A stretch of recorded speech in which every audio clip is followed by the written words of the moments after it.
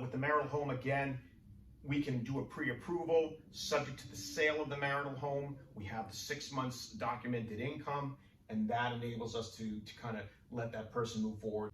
Hi, I'm Heather O'Connor from O'Connor Family Law, and today I have with me Brad Avergon from Fairway Independent Mortgage. I wanted to look down to make sure I got the name right. And he is a senior loan officer. So welcome and thank you for taking the time. Thanks, here. Heather. I have some questions for you. All right, I'm ready. All right, so obviously I do divorce, and we have so many clients that if they have a home, there's one of two things that are happening. Either one person is buying the other person out, or they're selling. You know, those are really some caveats, but those are the two main things that happen. So where we have you here, I'd love to get some answers for our clients or for the people out here watching it of things that they can kind of look for.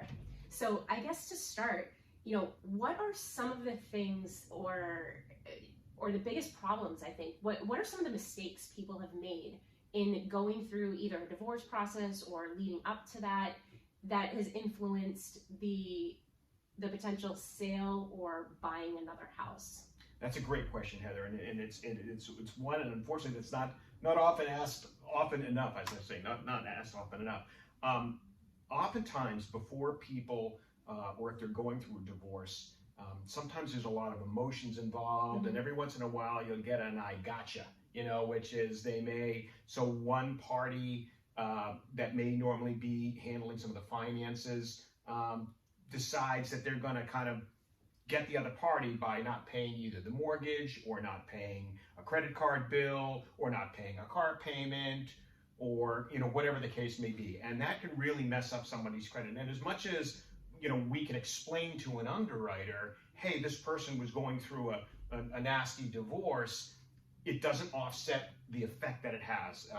When you're late on a credit card, when you're late on a car loan, especially when you're late on a mortgage, it not only impacts your credit score, but it impacts your ability to whether you can get a mortgage or not. So it's very important if people are thinking about it, going through a divorce, number one, get a handle on your finances. Take a look at what do you have for debt obligations. Take a look at what you have for mortgage obligations, for credit card debts. Most people don't even know that you can get a credit report on yourself at no cost that does not impact your credit score by going to freeannualcreditreport.com.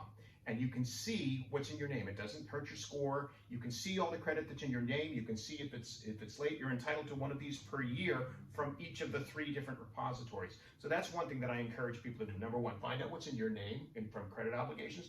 Number two, take a look and get at, and if you don't, try to figure out how you can get access to the assets that are in your name, the debt obligations that are in your name, and pretty much even see, for example, the mortgage. How's the mortgage held? Is it one party? Is it in both parties? The other thing that people do sometimes is they say, well, you know what? I want to start with a clean slate. I'm going to just wipe everything out. We're going to close this credit card. We're going to close that credit, wipe it all out. And what most people don't know is it hurts their credit score in a major way. Right. Oftentimes we'll have a credit card that may have been held jointly between both parties and say, oh yeah, we're going to close and we're going to pay that off. When they close that account, you can pay it down to 0, but when you close it off, it can negatively impact somebody's score. The other thing is that it's important to have credit in your name. Sometimes if you're just an authorized user on a credit card or something like that, it's not going to have that same impact. So definitely getting a credit report is important. Not closing any debt obligations that have been in your name for a period of time is also very, very important. Because those things, again, the longer that debt's been open, the more that's helping your score. If you close a credit card, for example, you may not even be using. You've had it for years. You pay a $50 annual fee, whatever it is, and say, I don't even use this thing. I'm just going to cut it up, tear it up, and call it a day. That can negatively impact you. So learning what assets are in your name. If somebody has already started a divorce process, my understanding is assets are frozen. They're supposed to be.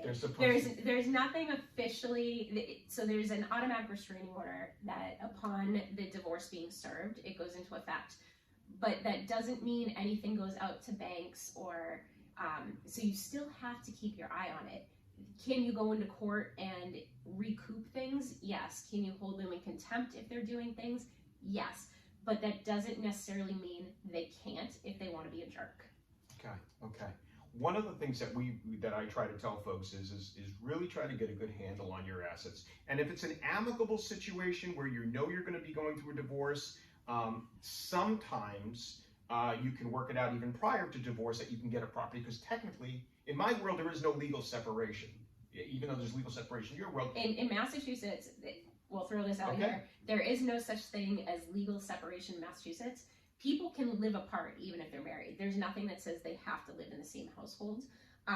But we'll get calls and say, we want to legally separate. We don't necessarily have that. There's a little bit of a process for, if either religion or your ethnicity doesn't allow you to get divorced, there's a process for that. But just for regular, scenarios, if you want to live apart, you can, but it's not legal. Got it. So in my world, where people are still legally married, they can live in two separate properties. So we can still get that. If the accounts are held jointly, we do need to get what's called an access letter from the other party saying, yes, so-and-so has access to these funds to be able to buy another home, but we just incorporate all of it into it. So that's really, really important. The other thing that's super important, and this is one I've run into often, and a lot of times in the negotiations of a divorce, the income, sometimes, I'm just going to use in this scenario, let's assume it's the stay-at-home mom who's with the kids and the dad was earning the money. The goal will be to get a lump sum of funds from the dad without that ongoing alimony and or child support sometimes. What a lot of folks don't realize is they say, well, I've got all this money now and this will carry me into the future. What they don't realize is that in my world, we can't extrapolate that lump sum out. So if you're planning on trying to buy another home, you're number one, better off on getting that over a period of time in the form of alimony and or child support, okay? It requires 3 years continuance for us to be able to use that income. So depending on the age of the child, and it does get into a little bit of gray here, because if the child's 18, it gets into is the child going to college or not? Right. So the tighter that divorce decree can be tightened up to state, yes, it's going to go to age 22, child support will go to age 22, the better off it is. But the other thing that a lot of folks don't realize is that we can't use that income until it's been demonstrated that the spouse has received it for 6 months. Yeah, I was going to ask you that because I know, I believe we had a case together where you were helping my client buy a house after the fact. And can you explain that? Because I think a lot of people, and even I think a lot of attorneys, don't even understand that process, because they'll talk about, okay, well, this is what you have, this is what you have coming in. But explain how long you have to show that and the best ways to go about and do that, because I know we've worked closely on creating separation agreements that the language fits to allow for the best opportunity for the person to be able to get a mortgage. So can you go into that a little bit more? Sure. So in order for us to use that, the income has to not only be stated clearly in the divorce agreement how much alimony, how much child support is going to be received, but it has to be documented as received for at least 6 months. Now, a lot of folks think that they can do that. Well, I've been receiving it even before we got divorced, but that 6 months does not begin until the official court document has been recorded. And from that point forward, we need to prove through either canceled checks or checks, maybe the face of the checks and then the deposits, slips of it going in, so you can see the bank statements of that for the period of 6 months, that those funds are received in a timely fashion. And one of the things I always encourage my clients is, number one, don't commingle that money. Don't take it and put it with your paycheck, because underwriters need to clearly document. So perfect example is if you're receiving a check for alimony and or child support, take a photocopy of that check before you deposit it. Then deposit it by itself. Don't deposit it with other monies that you might have. And every single month, try to do it in a timely fashion so that we can see it. Paid on time, always paid that same amount. And we want to build up that 6 months. And so just for the lawyers out there that might be watching this, that means your temporary order even if, this was a 4-year divorce and you have a temporary order and they're getting, the person who's going to be getting the mortgage is getting a huge amount of child support and has the funds to be able to do that, your temporary order does not fit in that timeline. It's the divorce process, and your client needs to know that so that they can actually figure out what they have to do moving forward. That's right. And on top of that, the other part of it is, so after we get all that documented, and again, we can talk about this. We don't need to wait to that. That's oftentimes I get involved in discussing things as you and I have discussed, when the divorce attorney is working with the client so that it is a big, it's incorporated into the divorce agreement. But then I'll work with that client going forward, making sure they're kind of putting their best foot forward, they're not closing those credit cards, and making sure everything is going to happen the way it should be. And we can do a pre-approval for them based on the fact that they will have documented that 6 months. Mm-hmm. The other thing that's important is if the marital home is going to be sold, depending on how that agreement is written. Again, if I need to wait at least 6 months before that party can qualify for a mortgage, we want to make sure that that party can stay in that home for at least 6 months before it's put on the market. So that's really important when carving out that divorce agreement. That's why it's so important to work together, and you and I have done a terrific job doing that. And so with the marital home, again, we can do a pre-approval subject to the sale of the marital home. We have the 6 months documented income, and that enables us to kind of let that person move forward, and then they can kind of look to purchase another property. So let's say in the instance where maybe they're not purchasing another property, but they're refinancing, because they're going to buy the other person out. If they're the person that maybe they don't necessarily have the income on their own without the child support or alimony or whatever the financial end result may be, a lot of times when the court's going through the process of figuring out, especially if this is both parties want the house, the court will often say, well, who can buy the other person out? What kind of process do you work with? Again, I want to focus more on the person that needs that support coming in to show that, they have it after the period. Are you able to do anything with them preemptively in regard to pre-approval to be able to show the court that, yes, I will be able to do it? So I have a valid argument here. Yes. So I can do a pre-approval. I can look at that, and we can project out based on the fact that they're going to be receiving that income for a period of time, for that 6 month period, and say, based on that person's current credit profile and the projected income, they should qualify for this mortgage. And I can produce a pre-approval letter that can then be taken to a court to say, hey, yes, they are going to rely on this income from these two sources, but based on everything else, they should be able to be fine. And that, I think, I would imagine can be helpful when trying to keep that party in a home. And we do see that a fair amount of time. My focus isn't just the financial aspect of it, but I try to look, just kind of like you do, from a holistic standpoint. What's going to this party that's going to stay in the home? What's going to put them in the best shape, both financially and comfort zone wise? So sometimes it may mean that we're looking at taking either a longer term mortgage. Maybe they've been in a 15-year fix. Maybe we're going to look at a 30. Maybe I'm even going to look at an adjustable rate mortgage to try to keep those payments comfortable for them so that they can stay there. Sometimes people are staying in the marital home because there's kids involved, and they're saying, okay, we've got I really don't want to pull the kids out of school. They've got, this one's just started high school, this one started middle school.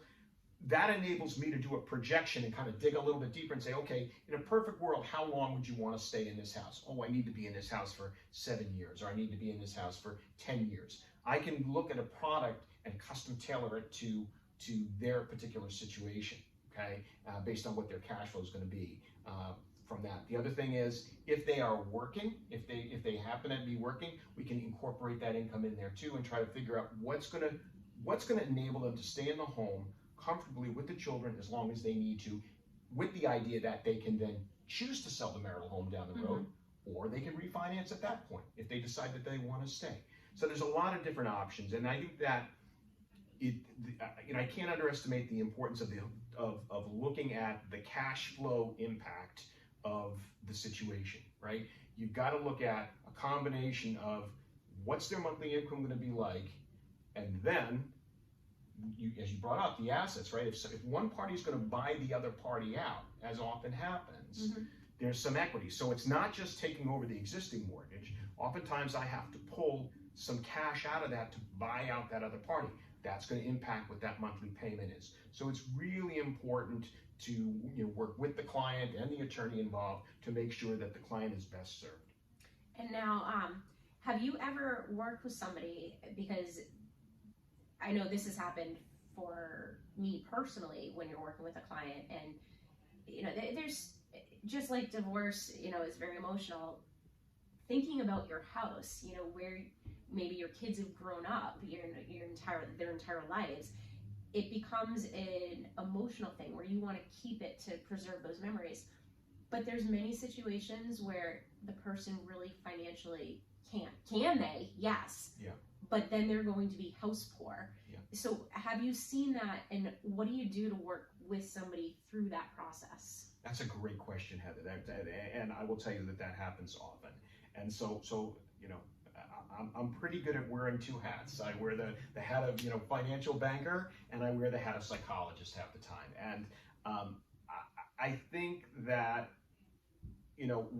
part of one of the strengths that I bring to it is my ability to kind of be empathetic to the situation, to the client, and to their children and their family. And so if the client, if it's going to make them house poor, sometimes I have to be the deliverer of unfortunate news, but I try to deliver it in a soft fashion.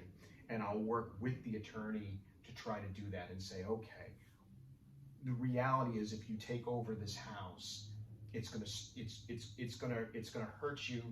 You're not, you could end up losing the property, and you're gonna be frustrated all along the way. Let's try to figure out a game plan.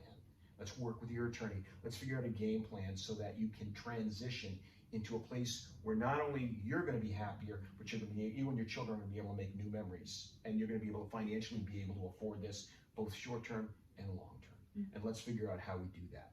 And sometimes it's a matter of the attorney negotiating a little bit more time in the property, on the basis that they've got children, and that we look at this down the road, and we set a game plan and say, okay, this will give you time to not only collect that 6 months of alimony and child support, but perhaps be able to go out and start working again. Mm-hmm. One of the things that often happens is, again, they're getting divorced. I'm on my own now. What am I going to do? Well, okay, what did you do before? What are your interests? And so I'll get involved a little bit in that and say, you have time now to go see what you'd like to do and get a job. In order to use that job income, oddly enough, we need that 6 months period again. Mm-hmm. So it works out really, really well, again, by working in tandem and in conjunction with the attorney, and kind of just having that client be the focus of it. We can say, maybe let's buy some time through the divorce decree and through the courts, keep you in the home, let's set it up so you can be there, let's help you build up financially, and then give you time. Not just, okay, 6 months, you're out of the house, you got to go find a place to live. At that point, let's give you time to shop for a property. We've got, give you time to get your job, all these things in order. And that coaching all along the way, I think, is important. But I think, your original question is really important, and that's one where I can shed light, which is that based on what I'm looking at, you're going to be paying every dollar you make, you're going to be paying 65 cents on the dollar. This isn't, before taxes, this isn't going to go well. Right. So I have two questions, and I'm going to ask them both now, okay, so I don't forget. One, in regard to the refinance process, because usually the house is dealt with within the separation agreement, and we're not dealing with that during the actual course of litigation. But if somebody's buying the other person out, the person who's being bought out wants their money. They want their name off the property so that they can start looking, because a lot of times if their name's still on the property, it's going to hinder them from being able to get something because it shows on paper that it's there. And they just want their money. So what is the normal process? And this often becomes a contentious issue within the divorce of how long the person gets to refinance. What is the typical, so from start to finish, what's the typical time length that it does take? Because some people turn around and say, I want my money in 30 days. Right. And I don't think that's necessarily realistic, but what's typical, and what can be done to either lengthen or shorten the process? So that's the first question. Okay. And the second question is one that I think is more on the fun side, because I love when finding out people lie. But have you ever been pulled in to testify about somebody, and the situation I'm thinking of, and completely a hypothetical in my head, but is if you have a higher income earner, especially if they're self-employed, you know, when you get into self-employment income, when they fill out their financial statement, because if they're the ones who are paying the money, they don't want all their money on paper. And so maybe they don't tell the truth about on their financial statement, and they downplay how much they make.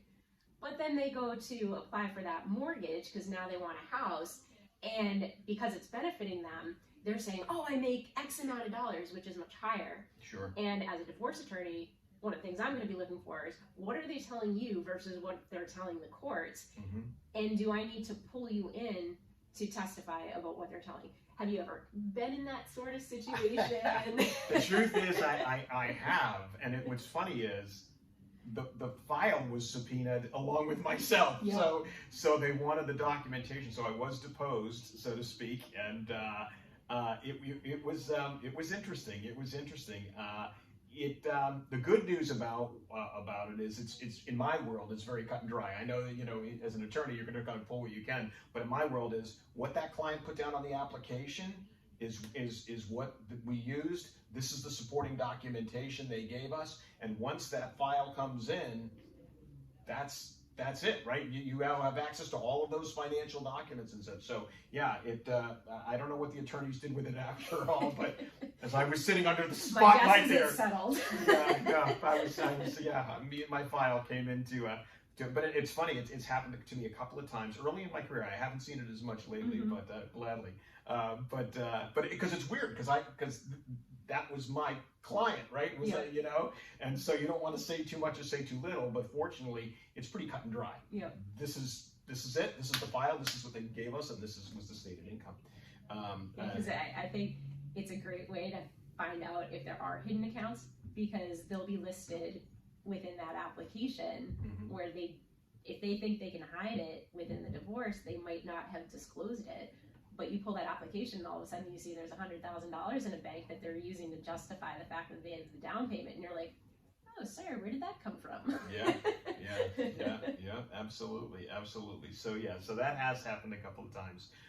In answer to your first question is, how long roughly does it take? It typically takes anywhere from 30 to 45 days to complete a refinance process. Some of that can be, drawn out. A standard rate lock is good for about 60 days. If you lock a rate beyond that, you're going to pay typically a little bit of a premium to do so. But again, we want to look at kind of what's going on. If there's a situation that requires it to take a little bit longer, then okay, we understand that. I think in a couple of cases that you and I have worked on, especially when we're talking about a 6-month time frame, that's a very expensive, rate to lock out that far. So we took a little bit of chances on that, a little bit of risk. The client was aware of the situation as far as the timeline, but I was able to do the pre-approval, keep the pre-approval going, update the documents and the credit along the way, and then when they were ready, we were able to kind of to bring that. So I've had clients that have gone as far as 9 to 12 months that I've been dealing with. It's always interesting. I had one recently where a client approached me on an equity buyout situation, and he approached me in the fall, and he said, I just got to get permission to do this. It's going to be easy peasy. Yeah. Well, it wasn't easy peasy. It's never easy when they say it's easy. They're like, this divorce is going to be really simple. Yeah, and even he said, I'm just going to buy her out and buy out her section, and it's agreed. Well, it wasn't, and so it didn't end up happening for over 6 months, and then there was questions about she was, and this is actually an important thing too, is when are they going to get their money? When is the spouse going to get their money? Well, the good news is, just like there's attorneys involved on the divorce side, there's attorneys involved in our side. So when I do an equity buyout, the spouse being bought out typically signs a note saying, I agree to sell my interest in property XYZ for X dollars to be transferred to me at the point of transfer and at the point I'm no longer on the mortgage. And so we put that in front of an underwriter, we get the loan approved, and then at the closing attorney disperses a check directly to that party. So we get they're acting almost like a holding center, right? The ex-spouse is gonna sign the deed over, that attorney's gonna have that, they're gonna transfer the funds when that loan takes effect. The other nice thing about an equity buyout is it's considered, instead of it being a cash out refinance, like if you wanted to finish your basement or something like that, there's a premium that you charge for that. Well, an equity buyout of a spouse or an interested party is considered a rate term refinance. So you get a little bit of benefit there, as long as, again, it's all incorporated into the divorce decree. The other thing that I wanted to mention was sometimes if we've got both parties that have been working and there's been a divorce, even if they have not been removed from that debt obligation, if the party that's coming to me for being able to buy a new property or refinance, if they can document, this goes to that amicable part, if they can document that their ex has been paying that mortgage for the last 12 months on their own with independent funds that they don't have access to or anything like that, through canceled checks, 12 months canceled checks, we can sometimes do an offset. It's really a case-by-case basis, but that's, again, part of what we can do if for whatever reason they've agreed to stay on that mortgage for a period of time. So does it play in at all? Because sometimes where to be able to get the mortgage, you're looking at from the point of the divorce rather than a temporary order. If the person needs to show mortgage payments, or that's helpful, would it be more beneficial if the person buying out the house or is moving forward gets the child support in a manner that maybe they get more so that they can fully pay the mortgage, so that it shows that obligation? Because sometimes what happens is, what we'll do is say that the parent A will pay the mortgage, and this is especially if parent A is out of the house, parent B is in the house, parent A pays the mortgage in lieu of child support. But that would be parent B paying, not parent A who wants to buy out. Is there any benefit, or does that not really matter? I think it has some benefit to it to see, because number one, it allows us to see that income flowing through earlier and what that amount is going to be. The other thing is it becomes, again, one more thing of a documentation. Now we see the income flowing in, we see the fact that they've been able to carry that payment all along. So if we're in a questionable, kind of in a gray area on the debt to income ratio, so to speak, it really does help. The other thing that I saw, and this was kind of an interesting situation, and I don't know, I think the client had to reach back to her attorney on it. I saw a situation where there was an alimony and child support decree and a divorce decree done, and the husband, the ex-husband, decided he was going to net away, because his name was still on that mortgage. He wanted to net away from that child support and alimony payment, and then he was going to make the mortgage payment on it.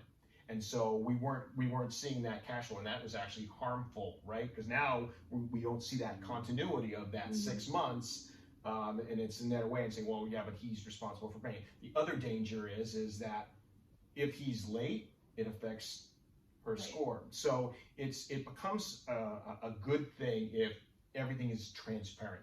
This is the money coming in, this is the money going out. So it certainly does help. Okay.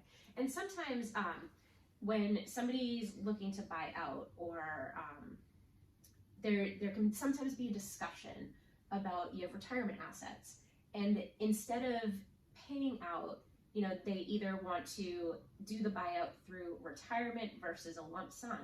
On either side of that, is there any benefit or basically con that you would see with the person if they're not taking a cash payout, but it's going through the retirement instead?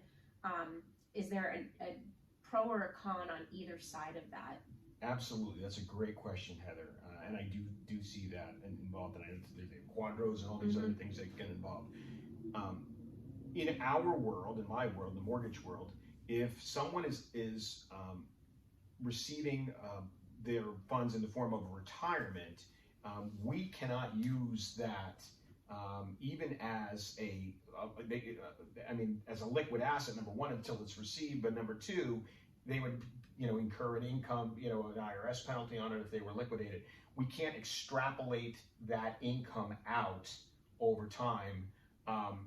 If they are 59 and a half years of age or older, sometimes we can do that. It's trickier. Every time we get into that retirement world, it's like these funds are sheltered for that.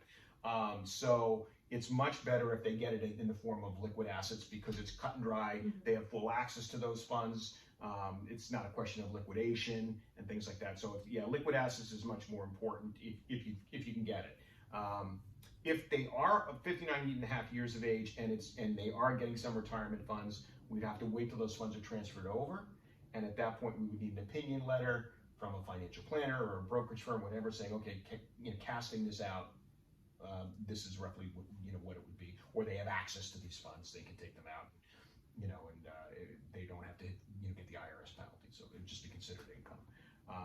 And that's if they're going to use those funds. If they're not going to use those funds, for the purposes of a purchase, then it's fine to put them in retirement funds. Mm-hmm. We can use them as reserves. We can document them as reserves, so that it's kind of, if they get into trouble, kind of break glass, so to speak. But aside from that, it's much better if the funds are liquid. Okay. And is there any difference? Because a lot of times when there's kids involved, unless there's a great disparity with income, or we're talking very high income earners, you're not going to see child support and alimony. But let's say we have a case where you could get both. Is there any, and there might not be, so this is why I'm asking, is there any benefit in how the funds are being titled through the divorce agreement, whether it's child support or whether it's alimony, or in the legal world, we also have something called unallocated support, because everybody's fighting over what it is, and if you just call it unallocated, then it makes that fight go away. But is there any benefit when they're trying to either refinance or get a mortgage of how it's actually labeled? Yeah, I would say so. So I'm a big fan of alimony, because you're right, because there's no question as to the children's age, mm-hmm. Whether they're going to college or any of that other situation. If it's alimony, unless it stipulates a certain termination period in the divorce, say, okay, this is where we are today, this is where it terminates. As long as you've got that 3 years of continuance, we're good. With the children, again, depending on their age, whether they're going to college, it really definitely falls into the gray, and it can be challenging at times. I'll be honest. We have to get sometimes letters, from both parties and say yes, in fact, the child is going to college and we agree, and so forth and so on. So it can be a little bit tricky. So I prefer much more cut and dry. Yeah, and I think that's one of the things where if it's an amicable divorce and maybe to help the person out, be able to get a mortgage, even though it's child support, maybe being able to label it alimony, and then making sure that it's legally worded correctly to protect both parties moving forward on any modification. Those are kind of where you can get a little creative. But I think it's why it's so important to not wait until the very end to start working with, somebody that can help you understand what you need to do by the end. It's all about education and knowing where you're going, so you have a vehicle to get there. Right. And having people to talk to. I don't charge anything for people to call me on the telephone and ask me questions. Much cheaper than me. So, I'm happy to be a resource for people and guide them along the way. And I think having that ability to kind of talk about it and get those numbers out there and have a map as to where you're going, I think is really important. Mm-hmm. And I know Brad has refinanced my mortgage, and he made the process so easy. But how can people reach out to you if they're not coming through us or getting referral? How do they find you? The best way to reach me is via my cell phone, which is 978-375-5531, or you can reach me at brad.avergon, that's brad.avergon at fairwaymc.com.